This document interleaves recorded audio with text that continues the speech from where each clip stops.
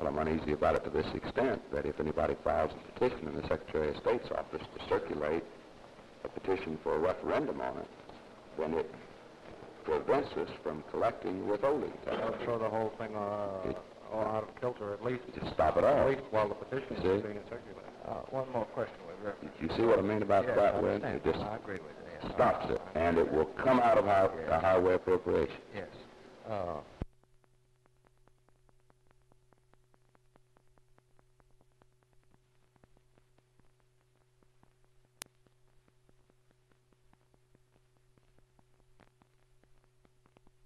The attempt will be, well, first of all, the effort's going to be made to put it in conference. And then at that time to exclude the designation of Oklahoma Today from the bill and to put it all into planning resources generally.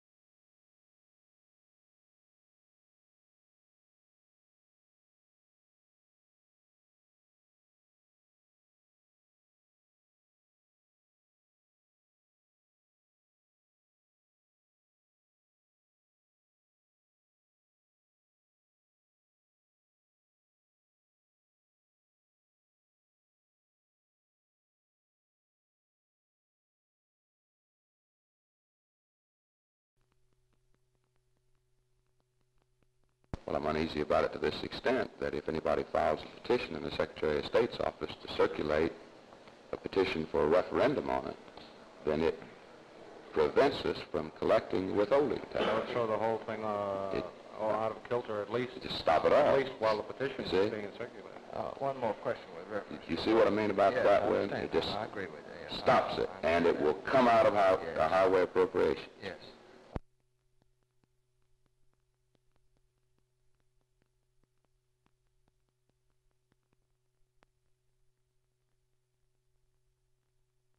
The attempt will be, well, first of all, the effort's going to be made to put it in conference.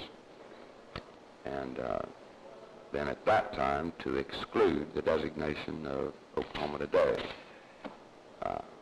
from the bill and to put it all into planning resources generally.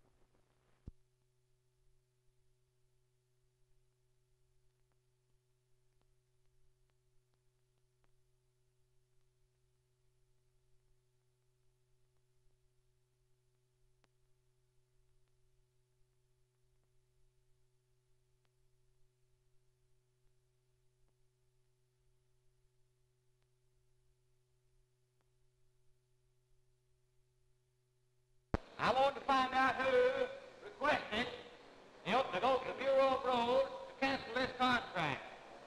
Well, I called up Homer Biddle. He said the Highway Commission. So I called up the Highway Commission, and they denied it.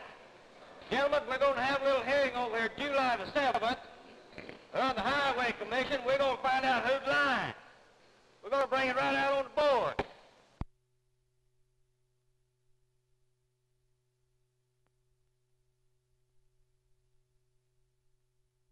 I think that the Highway Commission, the Bureau of Public Roads, the Director and the Governor and this Senate body and the entire legislature would make a serious mistake if we let this contract be canceled out and awarded later at a much higher price.